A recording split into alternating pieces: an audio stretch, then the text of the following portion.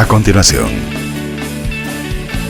Gente Guate, cultura, leyenda y tradición. Jesús TV presenta Tradiciones. Historias. Su gente. Cultura. Leyendas.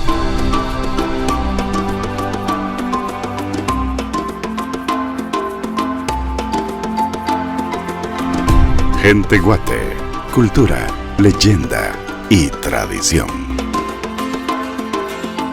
¿Qué tal, queridos amigos? Sean bienvenidos una vez más a esta emisión de Gente Guate. Hoy desde el Cerrito del Carmen, este histórico Cerrito del Carmen. Robert, también vos, bienvenido. Igualmente, Julio, bienvenido a este lugar que es un punto neurálgico en la ciudad de Guatemala. Cerrito del Carmen, que nos trae a colación muchas leyendas, muchas historias y sobre todo, pues, mucha historia interna de Guatemala, porque aquí nació la ciudad. Y precisamente este programa es de leyendas. Precisamente como lo dice nuestro eslogan de Gente Guate, cultura, leyendas y tradiciones. Y hoy precisamente queremos compartir con ustedes algunas leyendas que sacamos de ahí del baúl de los recuerdos de Héctor Gaitán.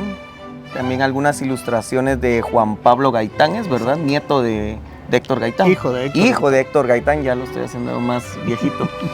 Pues precisamente queremos compartir con ustedes una serie de algunas leyendas para entretenerlos durante estos 30 minutos que dura este programa. Y precisamente, Roberto, queremos iniciar con una leyenda que es ya muy conocida. ¿Ha escuchado usted sobre el cadejo? Dicen que existen dos. El cadejo negro, el cadejo blanco. ¿Cuál de ellos usted les gustaría presentar, o ver, o conocer? Porque tienen diferente historia. Dicen, yo no lo he visto, porque dicen que se le aparece a los bolos. Yo no sé de eso, entonces en realidad queremos compartir con ustedes esta leyenda. No les vamos a contar más, así es que véanla, escúchenla, medítenla y saque usted sus conclusiones. Ya regresamos como en 5 minutos.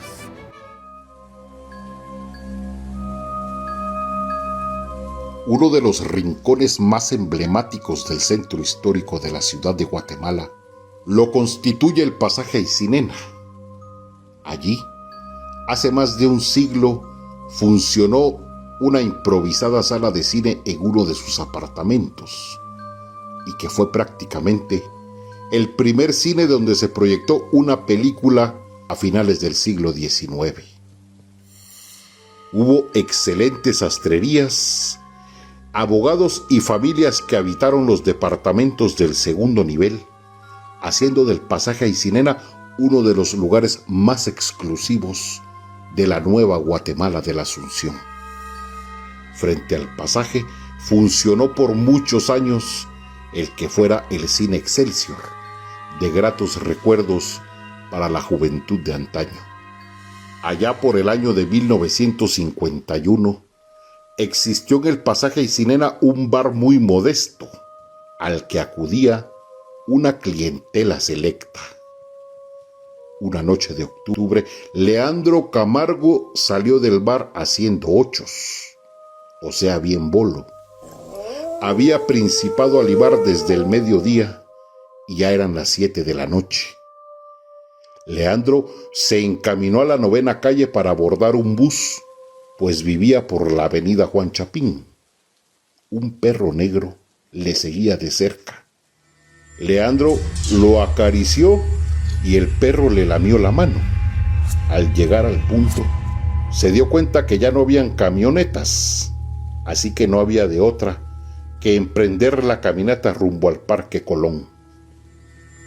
Llegó a la esquina del edificio de la Lotería Nacional y el perro aún le seguía, solo que ahora Leandro notó que en lugar de patas tenía como casquitos de caballo y los ojos en un color rojo encendido. Leandro no le tomó mucha importancia, encendió un cigarrillo y atravesó el Parque Colón para tomar la 12 Avenida. decidió tomarse el último trago en la cantina de La Colocha, que estaba en la esquina de la Juan Chapín y Callejón del Judío. Cuando salió, como a la 1:30, el perro todavía le esperaba echado en la puerta del establecimiento. Leandro siguió su camino y al llegar al rumbo del Cerrito del Carmen, 2 policías le marcaron el alto. Leandro les indicó que vivía cerca de allí, así que lo dejaron ir. Quizás del susto, Leandro caminó más rápido, con tan mala suerte que tropezó y cayó en una zanja que habían abierto para hacer trabajos municipales. Inexplicablemente, el perro corrió a la casa de nuestro personaje y a puros aruñones en la puerta hizo que la esposa abriera. La señora pegó al grito al cielo cuando vio que Leandro era sacado en vilo por un grupo de muchachos. El perro negro con ojos que parecían brasas desapareció. Leandro pidió verlo, pero todos indicaban que él había llegado solo. Al día siguiente, con el sol abrasador y una goma espantosa, comentó el hecho con alguien. Este le dijo que indudablemente quien lo había acompañado hasta su casa había sido el Cadejo, porque este es un ente que cuida a los bolitos hasta dejarlos sanos y salvos en su casa. Suerte tenés, Leandro, le dijeron, de que haya sido el Cadejo negro y no el Cadejo blanco, porque si no, ni la estuvieras contando. Dicen, a mí no me lo crean, que desde aquel día Leandro, si se echaba los tragos, lo hacía como la gente. Se iba temprano a su casa, porque aunque tuvo la suerte de que el Cadejo negro lo llevó sano y salvo a su casa, juraba que no quería ni averiguar qué pasaría si se encontraba al Cadejo blanco. ¿Historia o fantasía? ¿Quién sabe? Lo cierto es que estos son relatos que viven en el ideario de los chapines, negándose a desaparecer con el paso del tiempo. Ya lo decía el buen ébano, como me lo contaron te lo cuento, porque todo cabe en lo posible. Pues gracias, ya estamos de vuelta otra vez acá después de escuchar esta interesante leyenda. Robert, yo sabía también que el Cadejo bueno era el blanco, pero acá pues nos generó por acá dudas, pero igualmente lo quisimos compartir con ustedes porque al final de cuentas son leyendas. Y como decía Héctor Gaitán, como me lo contaron, te lo cuento, así nos lo contaron y ahora nosotros se lo estamos contando a ustedes. ¿Y qué te pareció esa leyenda? Interesante, la verdad que sí, muy interesante. Y lo más interesante, Robert, que todo se genera acá en los alrededores, porque mencionó el Callejón del Judío. Sí, pasaje Isinena. ¿Ese cuál es vos? ¿Dónde está ese exactamente? Atrás del portal del comercio. Ah, ok, sí, pues para que usted gráficamente por ahí se ubique en dónde Las 100 inició. puertas. Lo que ahora se conoce como las 100 puertas. Ahí es donde nuestro personaje salió un poco tragueado, le diríamos por ahí, y caminó hasta acá, o sea, sí caminó un buen tramo, ¿verdad? Es muy interesante, muy bonita esa leyenda, pero hoy estamos acá a la par de una fuente. Y que cabal se escucha ese sonido del agua. ¿Qué te parece si platicamos un poco acerca del fantasma de la fuente? Pues no le vamos a dar mucha introducción, quédese con nosotros, vamos a compartir con ustedes una leyenda que no sé si ya la había escuchado, en lo personal yo no la había escuchado, pero me pareció muy entretenida. Así es que ya volvemos. Habíamos hablado la vez pasada de los famosos fantasmas de las fuentes. Y esto es muy común, muy corriente en el medio guatemalteco. Por ejemplo, donde ahora están las oficinas del Instituto Guatemalteco de Seguridad Social, en la 7ª Avenida, en el centro cívico de la ciudad de Guatemala, ahí existía el Parque Navidad. Bueno, la gente joven no recuerda todo esto porque este parque desapareció por completo. Era un parquecito estilo francés porfiriano, con un kiosco al fondo. Ahí tocaban los presos la marimba los domingos por la tarde. Y nos llevaban a pasear a nosotros ahí, pues, cuando éramos niños. En este estanque que estaba abajo del kiosco, había peces de colores y nadie, pues, tocaba nada en aquellos lejanos tiempos. Nadie. Ahí dejaban a los peces, les echaban migas de pan y toda la cosa. De repente, alguien decía que en ese sitio había una serie de apariciones fantasmagóricas y que nadie se atrevía a recorrer después de las 8 de la noche el Parque Navidad, que daba a la línea férrea en ese tiempo. Hubo un hombre que se quedó ahí una noche. Echaron la apuesta con un señor de origen italiano. Él vivía cerca de este lugar. Y echaron la apuesta en aquel tiempo era un dineral, 50 quetzales. Entonces le dijo, te doy 50 quetzales si vos te quedás ahí. Pero este señor italiano vivía en una casa de altos que da cerca del puente de la penitenciaría. Y desde ahí escuchaba él en las noches los gritos desgarradores, las visiones que apreciaba desde lejos, y a él le daba un miedo grande. Entonces dijo que el que se quedara ahí, él le daba 50 quetzales. Repito, en aquellos lejanos años, 50 quetzales era un dineral.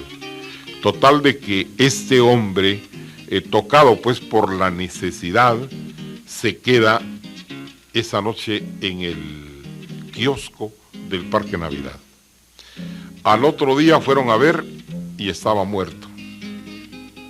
Hicieron la autopsia y únicamente le registraron un paro cardíaco. Pero la mueca de terror que se le reflejó en la cara, nunca los médicos supieron decir a qué se debía.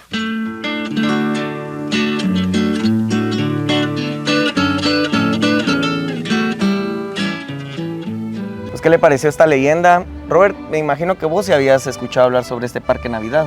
Sí, ya lo había escuchado, pero no lo conocí. Mis papás sí. Incluso mi papá me estaba platicando de que él sí lo conoció y que le gustaba jugar en ese lugar.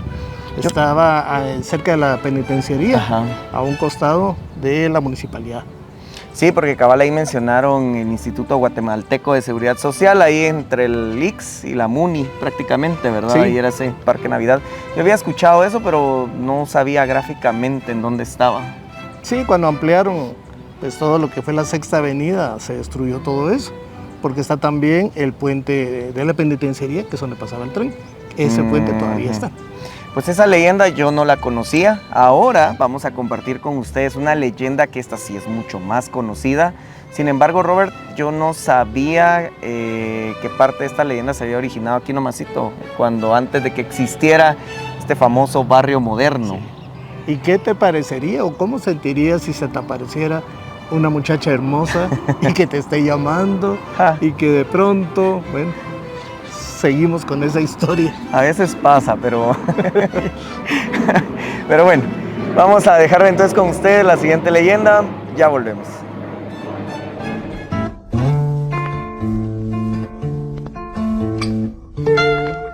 Sucedió allá por el año de 1940, cuando la ciudad de Guatemala aún dormía tranquila bajo la luz temblorosa de los faroles de gas y los anuncios de luces de neón de la Sexta Avenida.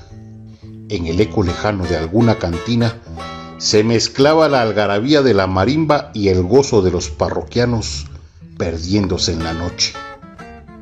Yo venía del barrio de la parroquia. Me había tomado unos tragos con unos amigos y al salir caminé con rumbo de la calle de San Sebastián. Por chambón o por confiado, quién sabe. Decidí cortar camino por el potrero de Corona. Eran ya las 3 de la mañana y el aire olía a tierra mojada. Entre los matorrales alcancé a ver la silueta de una mujer. ¡Qué figura, por Dios! Vestida de blancos encajes finos que más que tapar, solo provocaban.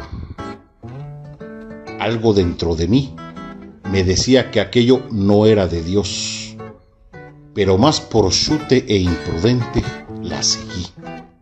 Ella caminaba lento, como esperándome, pero cada vez que yo la alcanzaba me hacía sentir más liviano, como si flotara, y entonces se alejaba más.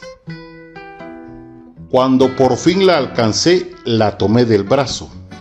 Se volteó y entonces vi aquello grotesco, algo que no olvidaré jamás. Aquel ser, en lugar de rostro humano, tenía cabeza de caballo. Sentí las piernas como piedras de lo pesado y el grito se me atoró en la garganta. Antes de reaccionar, me empujó y caí al vacío del barranco de una quebrada que corría donde hoy es la tercera calle y octava avenida de la zona 2. Años después, aquella quebrada fue rellenada y al barrio le pusieron el nombre de Barrio Moderno. Pero dicen las personas mayores que a las 3 de la mañana todavía se escucha el alarido de un hombre cayendo al abismo. Y mire usted, esa historia no me la contaron, porque quien se la cuenta soy yo, y de eso hace más de 80 años, de aquella noche que a mí me ganó la ciguanaba. Pues bien, Robert, nosotros continuamos acá en este histórico y emblemático y ya muy icónico Cerrito del Carmen de la ciudad de Guatemala, que encierra tantas leyendas, tantas historias. Aquí alguna vez platicamos que estuvo Pie de Lana y varias historias que sucedieron aquí, justamente en el Cerrito del Carmen. Pero hay algo que me intriga en la siguiente leyenda, y es un ayudante misterioso. Porque lo que vamos a narrar y que queremos agradecer también públicamente a Juan Pablo Gaitán por habernos facilitado estas leyendas, y es alguien que te llega a ayudar, pero no sabes quién es. Pues es una leyenda que seguramente a usted le va a dar pues por ahí un poquito de escalofrío. Creo que son leyendas que se han escuchado con otra trama, por así decirlo. Sin embargo, el personaje de hoy, pues creo que es el que lo cuenta, ¿verdad? Sí. Entonces se vuelve algo más interesante porque en realidad es alguien que lo vivió, así como la que acabamos de escuchar hace un momento, la de la ciguanaba, porque ahí él dice, no te lo cuenta como me lo contaron, sino que yo te lo estoy contando porque lo viví. Entonces no queremos hacer más larga esta introducción, pues dejamos con la siguiente leyenda que lleva por nombre Un ayudante misterioso.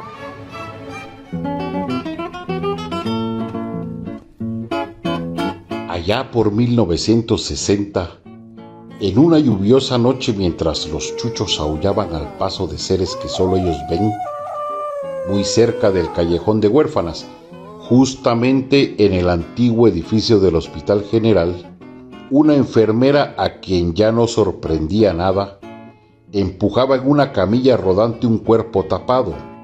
Aquel cadáver daba su último recorrido entre las paredes frías y las luces blancas del hospital hasta llegar al anfiteatro donde le practicarían la necropsia médico-legal.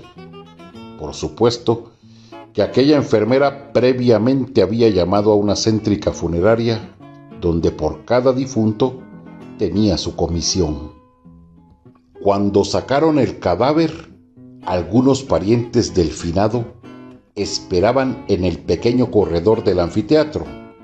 Otros empleados de funerarias se dieron cuenta y, como se dice popularmente, se pelearon al muerto, ofreciendo mejores precios y cómodas mensualidades por el servicio fúnebre. Finalmente, uno de ellos se quedó con el difunto y ordenó que lo prepararan, es decir, había que vestirlo y encajonarlo para enviarlo a su lugar de origen, Quetzaltenango.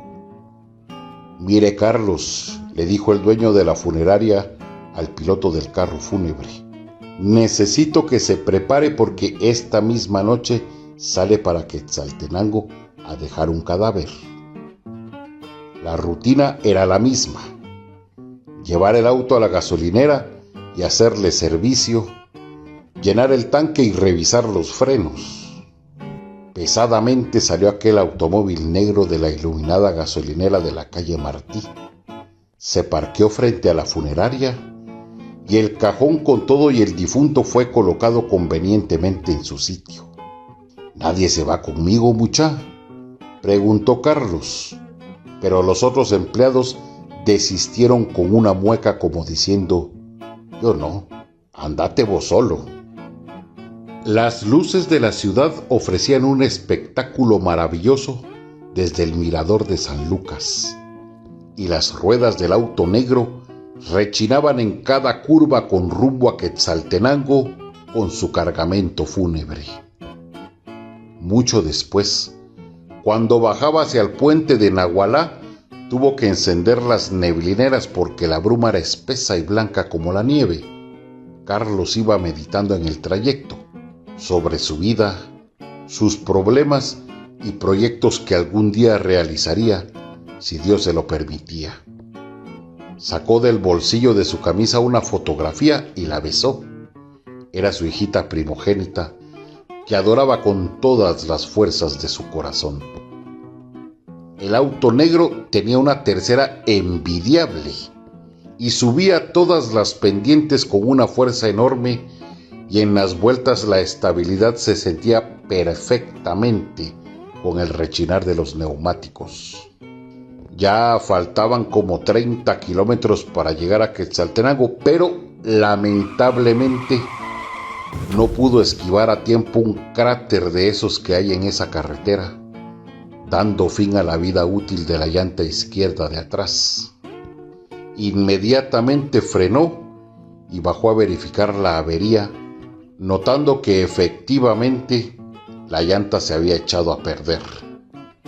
La noche era oscura y fría, y para colmo de males, por su mente principiaron a pasar leyendas y charadas de espantos y aparecidos que en la infancia le contaban. Colocó las luces de emergencia para luego colocar el neumático de repuesto. Uno que otro automóvil o camión pasaban sin prestarle atención, que con sus luces se perdían carretera abajo. Las manos le sudaban a Carlos cuando hacía esfuerzos sobrehumanos, queriendo sacar el último tornillo con la llave de chuchos. Tomaba aire y volvía a la carga, pero aquello era imposible. Un automóvil pasó rápido. Él le hizo señas, pero no paró. Para su alivio, a lo lejos notó la silueta de un hombre que caminaba a la orilla de la cinta asfáltica. Tal vez si entre los dos sacamos la tuerca y de paso le doy jalón, pensó Carlos para sus adentros. Subió de nuevo al automóvil y puso las luces altas para poder ver mejor al buen samaritano que por allí pasaba. «Buenas noches. ¿Qué le está pasando, amigo?», dijo el hombre joven de aspecto amable que pasaba cerca. Carlos se levantó y, dándole una explicación de lo que le sucedía, se ofreció a llevarlo si le ayudaba en su tarea. Gustosamente el buen hombre aceptó, y entre los dos pudieron quitar la tuerca y con una rapidez asombrosa pusieron la llanta de repuesto. Faltaban pocos kilómetros para llegar a Xela, cuando el enigmático caballero suplicó a Carlos que le dejara ahí nomás. «Muchas gracias por todo», le dijo al desconocido, dándole un fuerte apretón de manos. Cuando entró a Quetzaltenango, una llovizna fría caía sobre la ciudad y pocas personas deambulaban por las calles de la metrópoli occidental. Buscó la dirección en la guantera y al encontrarla se dirigió rumbo a la misma, que no estaba muy lejos del centro. Al llegar, tocó la bocina 2 veces y no fue preciso hacerlo más, porque presurosos salieron los muchachos para ayudarle en lo que pudieran. Después salieron los parientes dando gritos de dolor por la pérdida de aquel ser querido que muerto regresaba a la casa materna. La gente enlutada entraba y salía de la casona. Mientras tanto, Carlos esperaba la cancelación de la factura para regresarse esa misma noche, ya que al otro día tenía un servicio en la capital. Le ofrecieron una taza de café caliente y un traguito de rompopo, mientras uno de los parientes le iba a traer el sobre con el dinero. Atrás de Carlos, todos miraban la cara del muerto por última vez para despedirse, y la curiosidad picó a Carlos, que aunque acostumbrado a esos menesteres, optó por hacer lo mismo. Se acercó y cuando le vio la cara por poco se muere del susto, pues era nada menos que el mismo hombre que le ayudó a colocar la llanta de repuesto y a quitar la tuerca enroscada horas antes en la carretera. Carlos maneja hoy una camioneta del servicio urbano y muy en serio me confesó que jamás volvería a trabajar en una funeraria.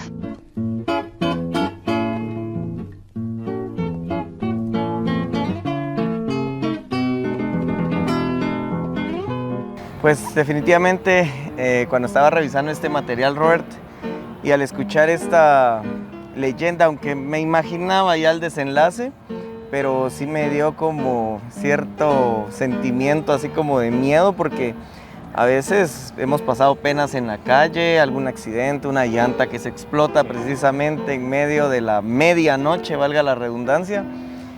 Y creo que acá en Guatemala, como se ha originado tanta leyenda, siempre pasa por la mente, ¿será que ese que va ahí está vivo o será que no? Sí, porque han llegado personas a ayudarte y no saben ni quiénes son. Y incluso llegan a platicarte y ni los conoces. Exacto. Y solo te ayudan y desaparecen, ¿verdad? Así que no sabemos, pero estas leyendas son muy ricas, muy bonitas, muy folclóricas de aquí de Guatemala. Y qué mejor que estar aquí, en el Cerrito del Carmen. Allá abajo está la avenida Juan Chapín, que ya hemos platicado, ¿verdad? Que es el nombre ficticio de un personaje de una novela.